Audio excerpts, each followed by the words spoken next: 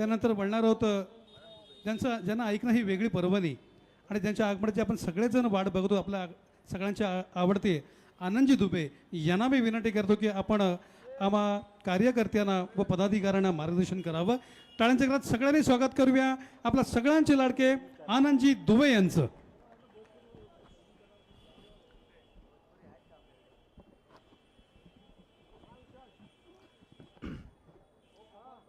महाराष्ट्र ही नहीं, संपूर्ण भारत के आराध्य देव छत्रपति शिवाजी महाराज के चरणों में नतमस्तक होता हूं, वंदन करता हूं। भारतीय संविधान के शिल्पकार महामानव डॉक्टर बाबा साहब आम्बेडकर जी के चरणों में नतमस्तक होकर प्रणाम करता हूं। हम हिंदू भाई बहनों को हिंदुस्तान में ही नहीं, संपूर्ण विश्व में जिन्होंने मान सम्मान के साथ जीने की राह दिखाई, ऐसे हिंदू हृदय सम्राट बाला साहब ठाकरे जी के चरणों में नतमस्तक होता हूं, वंदन करता हूं। महाराष्ट्र के पूर्व मुख्यमंत्री, हम सबके नेता, देश के नेता आदरणीय उद्धव ठाकरे जी को मैं यहीं से प्रणाम करता हूं। हम युवाओं को एक नई दिशा देने वाले युवा हृदय सम्राट आदरणीय आदित्य ठाकरे जी को मैं यहीं से प्रणाम करता हूं। साथियों, मंच पर उपस्थित हैं कांग्रेस पार्टी, शिवसेना, राष्ट्रवादी कांग्रेस पार्टी, आम आदमी पार्टी के सभी नेतागण। बहुत पुराने चेहरे भी आज मिले, बहुत सारे नए दोस्त भी बन रहे हैं, लेकिन जो पुराने हैं उनका प्रेम, उनका एहसास हमेशा समय समय पर हमें मिलता रहता है। चाहे हुकुमराज मेहता जी हो, चाहे रवि राजा जी हो, चाहे नैनाबेन डोसी जी हो, चाहे हमारे प्रमोद शिंदे जी हो, चाहे कचरू भाई यादव हो, सभी को जानता हूं, चाहे हमारे आम आदमी पार्टी के शिंदे साहब हो। और खुशी की बात है कि पंजाब से चलकर पंजाब शिवसेना के अध्यक्ष योगराज शर्मा भाई भी पंजाब से आप लोगों के बीच में यहां आए हैं।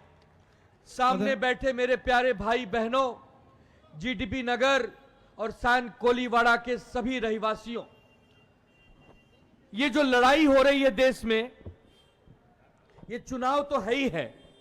चुनाव के साथ साथ हमारे बीच में राज्यसभा सांसद, हम सबके नेता भाई चंद्रकांत हंडोरे जी भी आए हैं, उनका भी बहुत बहुत स्वागत है। साथियों, ये जो लड़ाई हो रही है, ये लोकसभा चुनाव तो चल ही रहा है, लेकिन साथ में एक धर्म युद्ध भी हो रहा है। एक तरफ अधर्म खड़ा है, उसके सामने डटकर धर्म खड़ा है। एक तरफ असत्य खड़ा है, उसके सामने डटकर सत्य खड़ा है। इसका मतलब यह होता है कि ये जो लड़ाई है, ये धर्म के लिए लड़ी जा रही है, और धर्म वही होता है जहां आप जैसी भगवान रूपी जनता जनार्दन होती है, वही धर्म होता है। क्योंकि हम हिंदुस्तान में रहते हैं, हमें बचपन से सिखाया जाता है कि गुलदस्ता बनो, फूलों का गुलदस्ता बनो। गुलदस्ता कैसे बनता है? गुलदस्ता में अलग अलग प्रकार के फूल होते हैं, अलग अलग रंगों के फूल होते हैं। ऐसे ही हमारा हिंदुस्तान है। यहां पर उत्तर भारत भी बसता है, यहां पर दक्षिण भारत भी बसता है, यहां पश्चिम भारत भी बसता है, यहां पूर्वी भारत भी बसता है, और यहां मध्य भारत भी बसता है। जब पूरा भारत एक जगह बसता है, उसी को तो गुलदस्ता कहते हैं। सामने वाले क्या जाने गुलदस्ता को, सामने वाले फूलों के बारे में क्या जाने। केवल नाम में फूल होने से फूल नहीं होता। अगर आपके जीवन में कांटे ही कांटे हैं, तो आप हम जैसे फूलों के बारे में तुलना कभी नहीं कर सकते हो।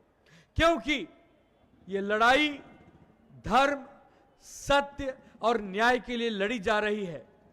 इस लड़ाई में एक तरफ उद्धव ठाकरे जी, कांग्रेस पार्टी, राष्ट्रवादी कांग्रेस पार्टी आपके लिए एक ऐसी लड़ाई लड़ने जा रही है जो पिछले 10 वर्षों में जनता ने 10 बार लड़ी है, 20 बार लड़ी है।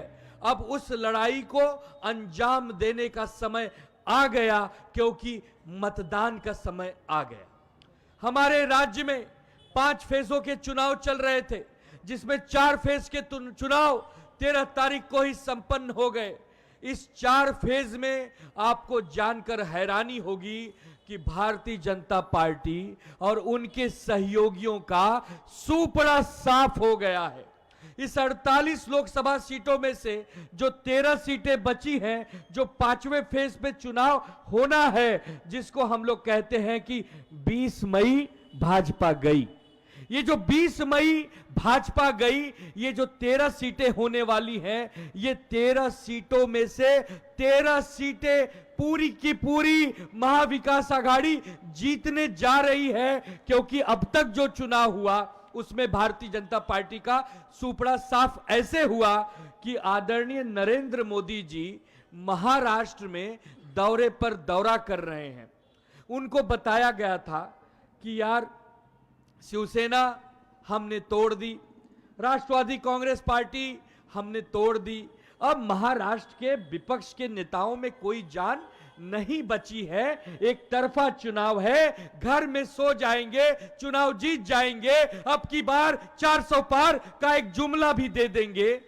लेकिन जब पहला फेज 5 सीटों के लिए हुआ, नागपुर, गढ़चिरौली, गोंदिया, भंडारा, वो सीटों के लिए जब 5 सीटों के लिए चुनाव हुआ, तो नरेंद्र भाई मोदी जी को समझ में आया, उनके देवेंद्र जी को समझ में आया कि ये जो 2 पार्टियों को साथ में लिए हैं, ये केवल और केवल शरीर है, शरीर में जान नहीं है, लोग नहीं है, जनता नहीं है, नकली लोग हैं। ऐसे लोगों को ले तो लिया, लेकिन इनको कोई मतदान करने वाला नहीं है। तो उसके बाद उन्होंने अपने दौरे बढ़ाना शुरू किए और इनको डांट पे डांट लगाना शुरू किए कि तुम लोगों के चक्कर में मेरे ये जो जुमलेबाजी का खेल है, ये महाराष्ट्र की जनता जान चुकी है। क्योंकि आजकल तो वैसे भी सब लोग कहते हैं कि साउथ में साफ, नॉर्थ में हाफ और महाराष्ट्र में समाप्त। तो जब न साउथ में कहीं है, न नॉर्थ में कहीं है, तो महाराष्ट्र में नहीं है, तो करें क्या करें। अच्छा, एक बात तो ये हो गई। दूसरी, आपके जो उम्मीदवार हैं अनिल भाई देसाई, उनकी तुलना में जो दूसरे पार्टी के उम्मीदवार हैं, मतलब जिसको अगर हम कहेंगे नकली हैं, हंडोरे साहब, मेरी तो बड़ी अड़चन हो रही है आजकल हमारी पार्टी में। हम लोग अगर गद्दार को गद्दार बोल दे रहे हैं तो वो लोग नाराज हो जा रहे हैं, निराश हो जा रहे हैं। मैं आप सबसे आज पूछता हूं, अगर गद्दार को गद्दार न बोलूं तो क्या महात्मा बोलूं? आप लोग बताइए, क्या उन्हें साधु संत बोलूं? क्या उनके काम साधु संतों वाले हैं? नहीं हैं। अगर हम उन्हें गद्दार बोलते हैं तो नाराज हो जाते हैं। हम यदि उन्हें धोखेबाज बोलते हैं, पन्नास खोके एकदम ओके बोलते हैं, तो चिढ़ जाते हैं। तो हम करें तो क्या करें? इसके लिए जब राहुल सेवाले और अनिल देसाई के बीच में हम तुलना करते हैं तो समझ में आता है कि ये चुनाव हो क्यों रहा है। ये 20 मई जल्दी क्यों नहीं आती? 20 मई के दिन मशाल के सामने वाला जो बटन है वो तय करके अगर दबा दिया तो दिल्ली के जो सुल्तान बैठे हैं उनके कानों में टे टे टे टे इतनी बार टेंटे होगी कि वो कहेंगे कि भैया बस करो, इस चुनाव की भी आवश्यकता नहीं थी, जितनी बेइज्जती करानी थी इन नकली शिवसेना और नकली राष्ट्रवादी वालों ने मेरी करा दी। अच्छा, और एक खुशखबरी है, क्योंकि हमारी जो पार्टी है उसका जो निशान है वो है मशाल।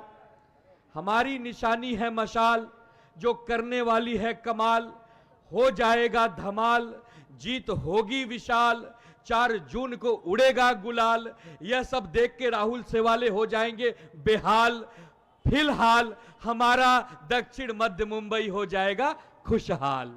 अब बताइए, जब इतनी अच्छी अच्छी बातें हमारी पार्टी हमारे उम्मीदवार के साथ हैं और भगवान का आशीर्वाद है और भगवान के दूत बनकर हमारी जनता जनार्दन, खास करके माताएं बहनें इतनी तादाद में बैठी हैं, तो हमको कोई हरा पाएगा? अरे हमें तो कोई हरा ही नहीं सकता, क्योंकि जिस दिन ये तय हो गया कि मशाल के सामने एक नकली तीर धनुष कोई लेकर आया है, उसी दिन मशाल के उजाले से अंधेरा समाप्त हो गया और हमारी जीत पक्की हो गई। हमें तो सिर्फ इंतजार करना है कि लीड कितनी बड़ी हो, वो लीड 2, 5, 10 लाख की हो, ताकि दिल्ली में बैठे सुल्तान, एक नहीं दोनों सुल्तान को ये मैसेज जाना चाहिए कि बाला साहब ठाकरे जी, उद्धव ठाकरे जी और मुंबई दो अलग अलग नाम नहीं, एक ही नाम है। चाहे मुंबई कह दो और चाहे ठाकरे परिवार कह दो, लेकिन ध्यान रखना, वो गंगाधर शक्तिमान वाला डायलॉग है ना, नकली ठाकरे भी घूम रहे हैं। वो कह रहे हैं कि ये जो पर प्रांति हैं इनको भगाओ, इनको मारो पीटो। अरे अगर गुलदस्ते में से एक फूल भी आप निकालोगे तो गुलदस्ता बचेगा क्या? क्योंकि हिंदी भाषी समाज और उत्तर भारतीय समाज और चाहे दक्षिण भारतीय समाज, उन्होंने मान लिया कि हमारा घर मुंबई है, ये महाराष्ट्र है। जब भी महाराष्ट्र और मुंबई की अस्मिता के लिए रक्त देने की आवश्यकता पड़ेगी, कोई भी भाषी समाज हो, चाहे उत्तर हो, चाहे दक्षिण हो, चाहे पूरब हो, चाहे पश्चिम हो, चाहे मध्य हो, एक एक व्यक्ति अपने खून का कतरा इस महाराष्ट्र की अस्मिता के लिए बहा देगा।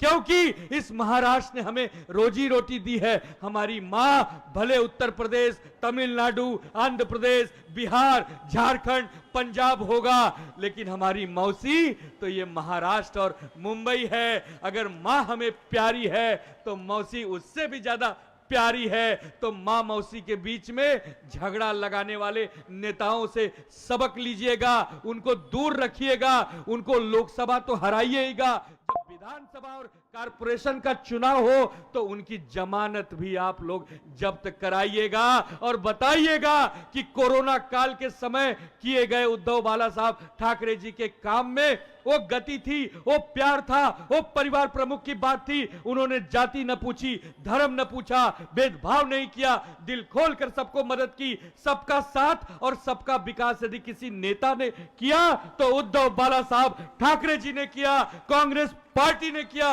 राष्ट्रवादी कांग्रेस पार्टी ने किया। और जुमला भी नहीं दिया उनकी तरह, वो तो जुमला देते हैं। ऐसे जुमलेबाजों से, ऐसे चालबाजों से ध्यान पूर्वक चेत रहिए, ध्यान पूर्वक उनसे सतर्क रहिए, सावधान रहिए। और एक ही नारा, एक ही लक्ष्य, 20 मई भाजपा गई। जय हिंद, जय महाराष्ट्र। धन्यवाद दुबेजी, अत्यंत सुंदर असं वक्तव्य दुबेजींचं. आणि दुबेजींच्या वक्तव्यात वळणार आहोत आपल्या सगळ्यांच्या